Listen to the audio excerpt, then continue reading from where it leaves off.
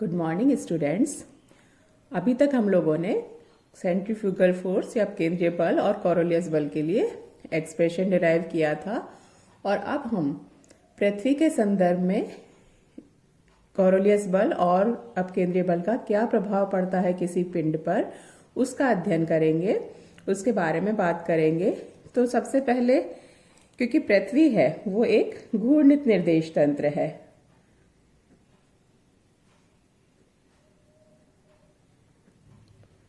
Rotating reference frame होगा, क्योंकि पृथ्वी अपने अक्ष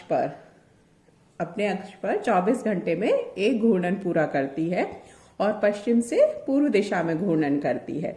तो पृथ्वी क्योंकि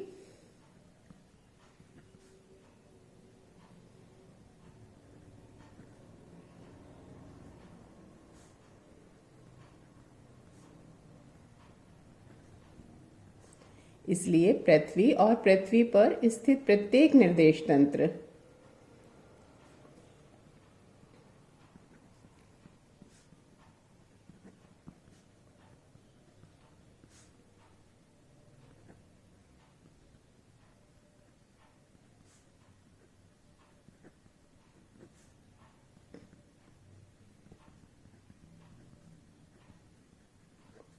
अपने अक्ष पर घूर्णन करती है। इसके कारण से पृथ्वी और पृथ्वी पर स्थित, यानी कहीं भी हम रेफरेंस फ्रेम की कल्पना करें पृथ्वी पर, तो वो एक घूर्णित निर्देश तंत्र होगा, क्योंकि वो भी पृथ्वी के साथ उसी तरह से घूर्णन करेगा। और हमने देखा कि घूर्णित निर्देश तंत्र अजड़त्वीय निर्देश तंत्र होता है। तो घूर्णित निर्देश तंत्र यानी अजड़त्वीय। अजड़त्वीय का मतलब दो प्रकार के आभासी बल कार्य करेंगे, एक अपकेंद्रीय बल और एक कोरोलियस बल। ये दोनों बल आभासी बल होंगे और इनका जो मान होगा वो -m ओमेगा क्रॉस r। ये तो अपकेंद्रीय बल का मान होगा। कोरोलियस बल का मान दिया जाएगा -2m ओमेगा क्रॉस v'। यहाँ ओमेगा है वो पृथ्वी का कोणीय वेग है। तो पृथ्वी का कोणीय वेग कितना होगा वो हमने पहले उसमें भी निकाला था कि पृथ्वी के लिए जो आवर्तकाल यानी एक घूर्णन पूरा करने में लगा समय वो t है, वो 24 आवर्स 24 घंटे होता है। यानी 24 × 60 एक घंटे में 60 मिनट्स और एक मिनट में 60 सेकेंड्स, तो 24 × 3600। तो ओमेगा का मान हमारे पास आया था 2π/t करने से 2 × 3.14/24 × 3600। तो ये लगभग 7.26 × 10⁻⁻5 रेडियन पर सेकेंड। ये हमने लास्ट उसमें भी किया था और ये मान बहुत छोटा होने के कारण ही हमने ये कहा था कि जब पिंड है वो गतिशील अवस्था में है तो उस पर हम केवल कोरोलियस बल के प्रभाव देखेंगे, और यदि स्थिर है तो उस पर केवल अपकेंद्रीय बल का प्रभाव देखेंगे, क्योंकि इसमें ओमेगा² की टर्म आ रही है। तो जब गतिशील अवस्था में है तब उस पर कोरोलियस बल और अपकेंद्रीय बल दोनों कार्य करते हैं, लेकिन कोरोलियस बल का प्रभाव अधिक होगा क्योंकि उसमें ओमेगा की एक ही टर्म आ रही है, मतलब एक ही पावर में आ रहा है। फर्स्ट पावर में ओमेगा आ रहा है, यहाँ सेकंड पावर में आ रहा है ओमेगा²। तो ओमेगा² बहुत छोटा हो जाने से हम उसको नेग्लेक्ट कर देंगे जबकि पिंड गतिशील अवस्था में है। और स्थिर अवस्था में केवल अपकेंद्रीय बल कार्य करता है, इसलिए जब पिंड स्थिर होगा तब हम केवल अपकेंद्रीय बल का प्रभाव देखेंगे, और जब पिंड गतिशील होगा तब केवल कोरोलियस बल का प्रभाव देखेंगे। तो वो प्रभाव देखने के लिए हम इन एक्सप्रेशंस में वैल्यूज पुट करेंगे। तो यहाँ हम देखें तो दोनों एक्सप्रेशंस में ओमेगा आ रहा है। तो सबसे पहले हम ओमेगा का मान ज्ञात करते हैं कि क्या वेक्टर होगा, वेक्टर के फॉर्म में है तो क्या वैल्यू, उस वेक्टर की क्या वैल्यू होगी वो निकालते हैं। तो ये मान लीजिए अर्थ है, पृथ्वी है, ठीक है। ये इसका घूर्णन अक्ष है उत्तर दक्षिण और पश्चिम से पूर्व दिशा में इस तरह से ये घूर्णन कर रही है। ये इसका केंद्र बिंदु है और ये इसके अक्षीय जैसे वृत्त हैं अलग अलग वैल्यू पे। मान लीजिए कोई लैम्डा अक्षांश में कोई पिंड P स्थित है, तो इसका सेंटर है, ये पॉइंट P है।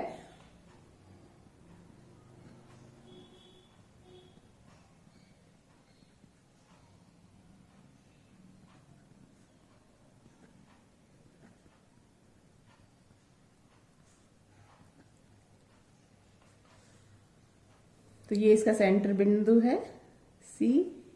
तो ये पृथ्वी के सतह पर स्थित है, तो ये दूरी कितनी होगी? ये 3 डायमेंशनल है और हम 2 डायमेंशन में बना रहे हैं, इसलिए इस तरह से लग रहा है। तो CP है वो किसके बराबर होगी? पृथ्वी की त्रिज्या।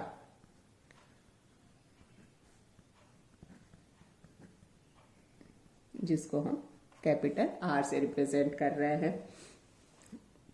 ये पृथ्वी का घूर्णन अक्ष है। इससे पिंड P की लंबवत दूरी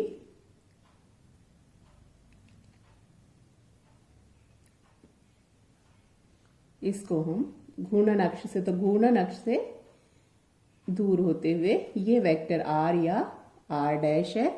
तो घूर्णन अक्ष से P की दूरी, या दूरी का मतलब यहां पर स्थिति सदिश, वो R है, इस दिशा में होगा। और ये जो है लैम्डा अक्षांश में स्थित है, तो ये पृथ्वी का भूमध्य रेखीय वृत्त है। उससे ये जो कोण बनाएगा, ये जो कोण है वो उसका अक्षांश लैम्डा होगा। ये इसी के पैरेलल में P बिंदु के, तो ये कोण जैसा हमने कहा है कि लैम्डा अक्षांश में स्थित है, तो ये लैम्डा होगा। अब हम क्या करते हैं कि एक रेफरेंस फ्रेम की कल्पना करते हैं। तो P पर एक कार्तीय निर्देश तंत्र की कल्पना करते हैं। किस तरह से करते हैं वो कल्पना? कि उत्तर दिशा में 3 एक्सिस मानेंगे, कार्टेशियन कोऑर्डिनेट सिस्टम है, 3 एक्सिस होंगे, तीनों एक दूसरे के परपेंडिकुलर होंगे। तो उत्तर दिशा में मान लिया हमने y अक्ष है, y या y डैश कुछ भी हम कर सकते हैं, और पूर्व दिशा में x अक्ष है या x डैश अक्ष है, और इनके परपेंडिकुलर ऊर्ध्वाधर बाहर की ओर।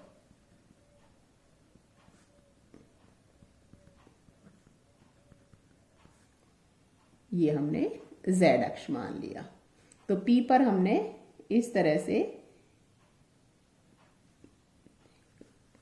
अज्यूम कर लिया है, ये y अक्ष है, पूर्व दिशा में ये x अक्ष है, और ये ऊर्ध्वाधर बाहर की ओर, यानी वही सेंटर से मिलाता हुआ जो अक्षांश होगा वो z अक्ष है, या x dash y dash z dash. क्योंकि रोटेशनल में हम डैश में दिखा रहे थे, इसलिए यहां भी हम डैश में ही दिखा देते। तो x डैश y डैश और z डैश है। अब हमें ओमेगा वेक्टर के कंपोनेंट्स निकालने हैं, इसी तरह से r वेक्टर के कंपोनेंट्स। ये 3 डायमेंशनल है, और तो इसको एज्यूम करना थोड़ा मुश्किल हो रहा है कि जैसे कोई पृथ्वी है वो गोलाकार है, तो ये अक्ष जो है ये इसका ओमेगा एक्सिस हो गया इस तरीके से, और ये पृथ्वी इस तरह से पश्चिम से पूर्व दिशा में घूर्णन करेगी। एक कोई भी हमने पृथ्वी सतह पर एक पॉइंट ले लिया है जहां पर वो पिंड स्थित है। यहां पर हमने 3 एक्सिस परपेंडिकुलर मान लिए हैं, जैसे उत्तर दिशा में हो गया, पूर्व दिशा में हो गया, और एक जो ऊर्ध्वाधर ऊपर की ओर, इन पृथ्वी के केंद्र से निकलता हुआ जो अक्ष होगा वो z डैश एक्सिस हमने मान लिया है। तो यहां पर क्या हो रहा है, क्योंकि ये घूर्णन अक्ष से लंबवत दूरी थी p की, तो ये ओमेगा कंपोनेंट्स निकालने से पहले हम ओमेगा आर ही कह लो या आर डैश कह लेते हैं। चलिए, ओमेगा परपेंडिकुलर है आर डैश के, और ये तीनों एक्सेस जो होंगे वो भी परपेंडिकुलर होंगे कि एक्स डैश वाई डैश और जेड डैश है वो एक दूसरे के परपेंडिकुलर हैं। ठीक है, अब हम इस ओमेगा के ही पैरेलल में यहां पर फिर से ओमेगा बना देते हैं ताकि हम इसके कंपोनेंट्स निकाल सके। तो ये ओमेगा है। तो यहां मैं एक बार फिर से बना रही हूं कि ये ओमेगा हो गया है, ये वाई डैश है और ये जेड डैश है, और इधर से आ रहा था वो परपेंडिकुलर, ये आर डैश वेक्टर था। ठीक है,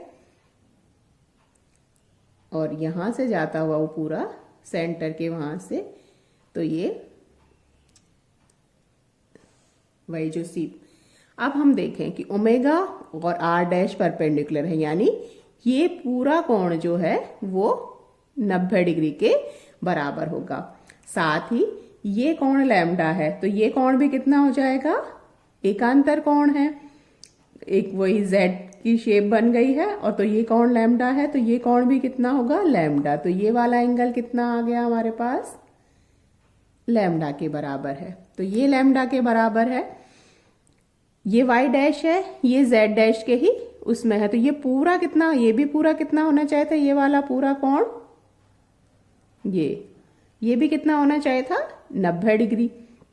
अब 90 डिग्री में से ये तो लैम्डा हो गया, तो ये बचा हुआ कोण कितना हुआ, 90 डिग्री माइनस लैम्डा।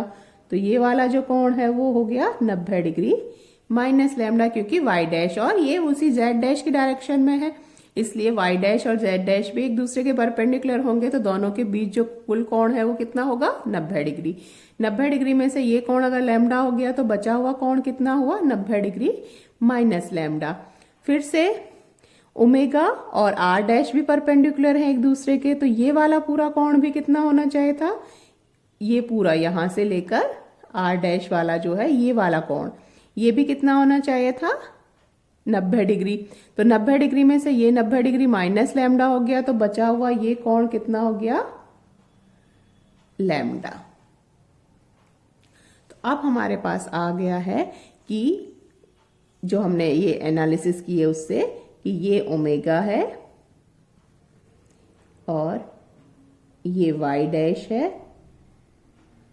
और ये कोण लैम्डा आ गया, और ये सॉरी जेड डैश है। तो अब हम कंपोनेंट निकालेंगे। तो ओमेगा के कंपोनेंट, दो कंपोनेंट होंगे, एक उत्तर दिशा में, उत्तर दक्षिण मतलब, और एक पूर्व पश्चिम जेड डैश दिशा में,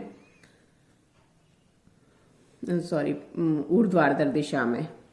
तो ये लैम्डा है, इससे हम दो इसके कंपोनेंट्स होंगे, इस डायरेक्शन में होगा ओमेगा वाई डैश की दिशा में, उसको हम ओमेगा वाई डैश कह रहे हैं, और जेड डैश की दिशा में होगा वो इसके परपेंडिकुलर, क्योंकि वही वाई और जेड डैश होते हैं, वो y dash z dash perpendicular होंगे, तो ये ओमेगा जेड डैश।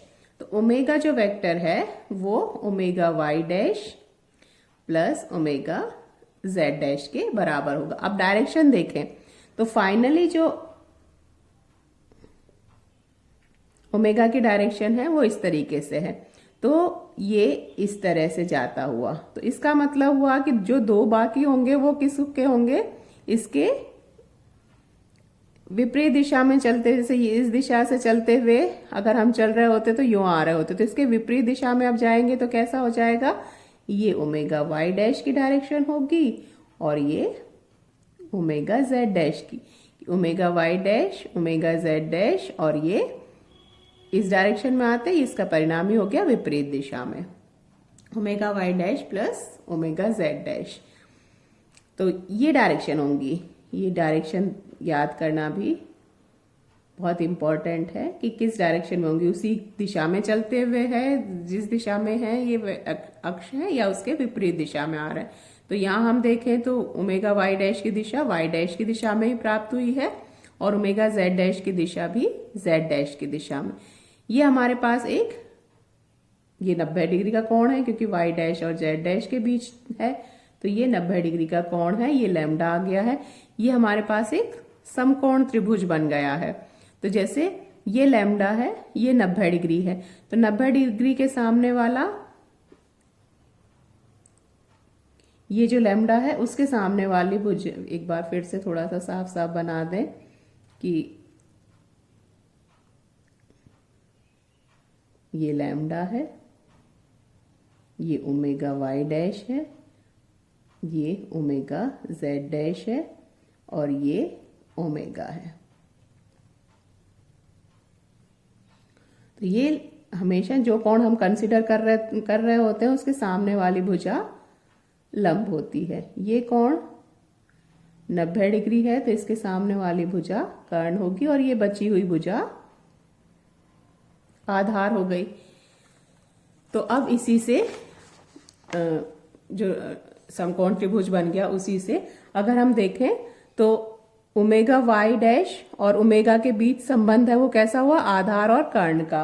तो omega y dash upon omega है वो हुआ आधार बटे कर्ण, और ये क्या होता है कॉस थीटा। तो यहां पर थीटा क्या है लैम्डा, तो कॉस लैम्डा के बराबर। इसका मतलब हुआ omega y dash is equal to omega cos lambda.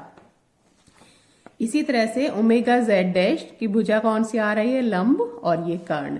तो omega z dash upon omega ये हो गया लंब बटे कर्ण, और ये हो गया साइन लैम्डा, या omega z dash is equal to omega sine lambda.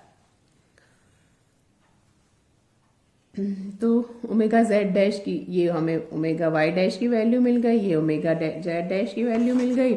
इसको हम इस एक्सप्रेशन में पुट कर देते हैं। यहाँ वेक्टर साइन है, तो जैसे हमेशा मानते हैं कि वाई डैश दिशा में हम एकांक सदिश जे डैश मानेंगे और जेड डैश दिशा में के डैश। तो वही जैसे वेक्टर एकांक सदिश का होगा कि एकांक सदिश इस दिशा में जे डैश, इस दिशा में एकांक सदिश आई डैश, और इस दिशा में एकांक सदिश के डैश। तो ओमेगा है वो, और दिशा वही है वाई डैश की दिशा में ही है, इसलिए प्लस आई जे डैश ही होगा। ओमेगा जेड डैश है वो भी जेड डैश की दिशा में है, इसलिए इसमें दिशा में भी एकांक सदिश प्लस जे डैश ही के डैश ही होगा। तो ओमेगा हो गया j dash omega cos lambda plus k dash omega sine lambda. ये बहुत इंपॉर्टेंट रिलेशन है, क्योंकि हम आगे जो भी एनालिसिस करेंगे सब में ओमेगा की वैल्यू पुट करनी पड़ेगी।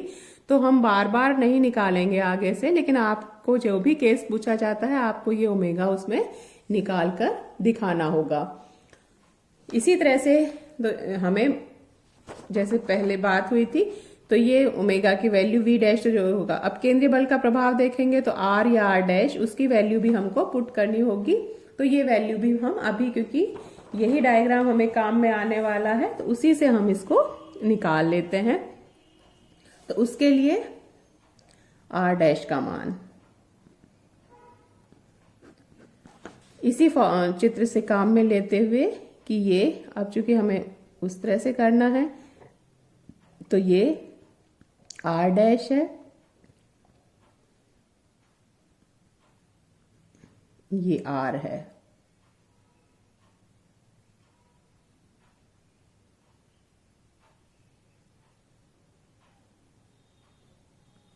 और ये बाकी सब उसी तरीके से बने हुए। अब हमें आर डैश के कंपोनेंट निकालने हैं, तो वो क्या होगा,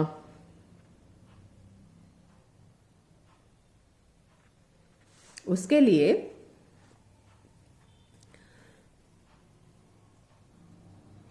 भी उसी तरीके से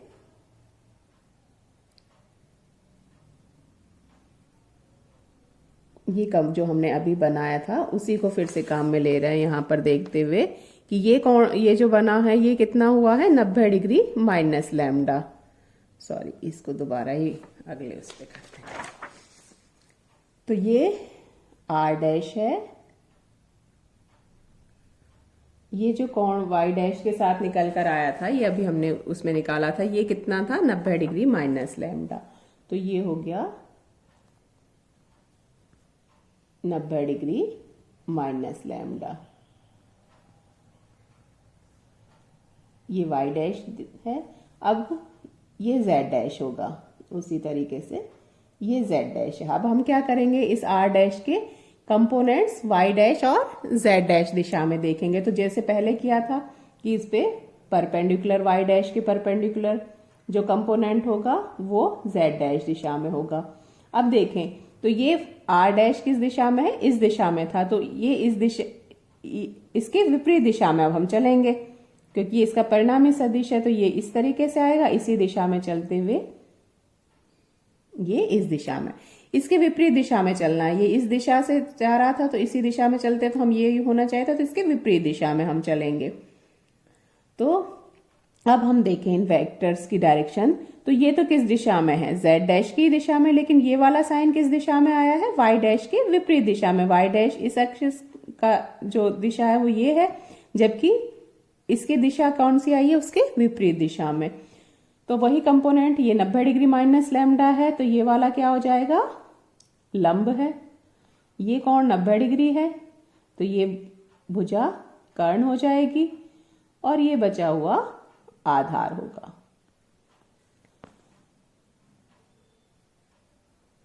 तो अगर उसी तरह से हम माने कि आर वाई डैश ये वाला कंपोनेंट आर वाई डैश होगा, जो वाई डैश दिशा में, वो किसका होगा, आधार बटे कर्ण।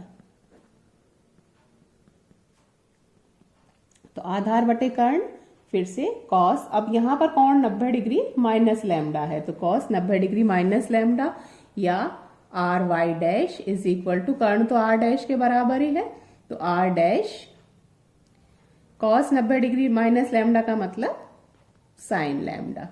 तो एक ये रिलेशन हमारे पास आ गया। इसी तरह से आर जेड डैश वो किसके बराबर है, उसमें भुजा आ रही है लंब, तो लंब बटे कर्ण, और ये होता है साइन, तो साइन यहाँ पे एंगल 90 डिग्री माइनस लैम्डा, तो आर जेड डैश है वो हो गया कर्ण वही आर डैश के बराबर, तो r dash sine 90 degree minus lambda cos lambda के बराबर। तो आर जेड डैश है वो आर डैश कॉस लैम्डा के बराबर होगा।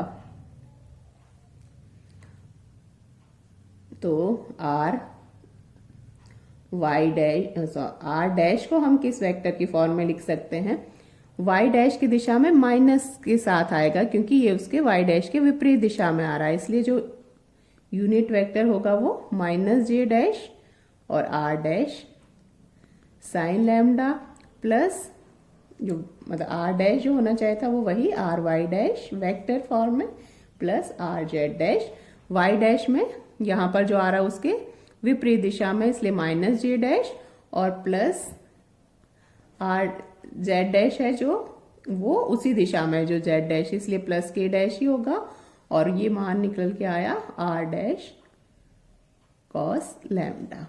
तो आर डैश जो वेक्टर है वो हो गया minus j dash r dash sine lambda plus k dash r dash cos lambda.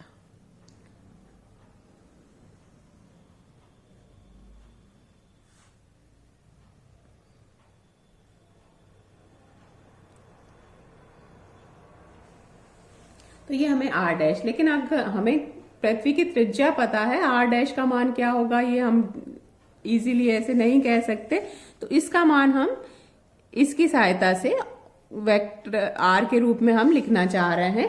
तो उसके लिए भी कि ये आर डैश, ये आर है, ये आर डैश है, ये जो कोण था वो आर था, लैम्डा था, और ये कैपिटल आर है, ये वही 2 डायमेंशनल है इसलिए ऐसा लग रहा है, और ये जो कोण है वो 90 डिग्री है। तो लैम्डा के सामने वाला क्या होगा, वही जो कोण कंसिडर करते हैं उसके सामने वाली भुजा लंब होती है, तो ये लंब हो जाएगी। 90 डिग्री के सामने वाली भुजा कर्ण होगी और ये बची हुई आधार होगी। तो आर डैश अपॉन आर क्या हुआ, आधार बटे कर्ण, तो आर डैश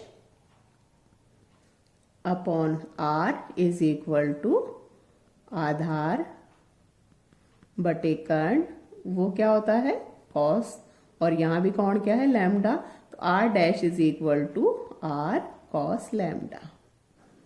ये वैल्यू हम इसमें पुट कर देंगे, तो r dash is equal to हो गया minus j dash r sine lambda cos lambda plus k dash, r dash की जगह फिर यहां पर पुट करें तो ये आर कॉस स्क्वायर लैम्डा। तो ये हमने दो इंपॉर्टेंट रिलेशन डिराइव किए, आर डैश की वैल्यू आर की फॉर्म में और लैम्डा की फॉर्म में, और ओमेगा की वैल्यू भी ओमेगा और लैम्डा की फॉर्म में। तो ये जो दोनों रिलेशन हैं, ये जब आगे हम जो भी एक्सप्रेशन निकालेंगे, जो भी रखेंगे, केस कंसिडर करेंगे, उनमें ये वैल्यू हम डायरेक्ट पुट करेंगे। लेकिन आपको जैसा भी केस आता है, जैसे हमें अब कोरोलियस बल का प्रभाव देखना है तो वहां आर डैश की जरूरत नहीं है, तो हम ये वाला एक्सप्रेशन निकाल कर वहां नहीं दिखाएंगे। लेकिन अगर अब केंद्रीय बल का प्रभाव देखेंगे तो उसमें ओमेगा भी आ रहा है और आर डैश भी आ रहा है, तो हमें दोनों एक्सप्रेशन पहले निकाल कर दिखाने होंगे कि ये वैल्यू कैसे आई है। और कोरोलियस बल आता है तो केवल हम यहां तक का उसको डिराइव कर सकते हैं कि ओमेगा का मान ये होगा, और उसके बाद हम उसमें वैल्यूज पुट कर देंगे। तो अब आगे हम अलग अलग डिफरेंट केसेस करेंगे।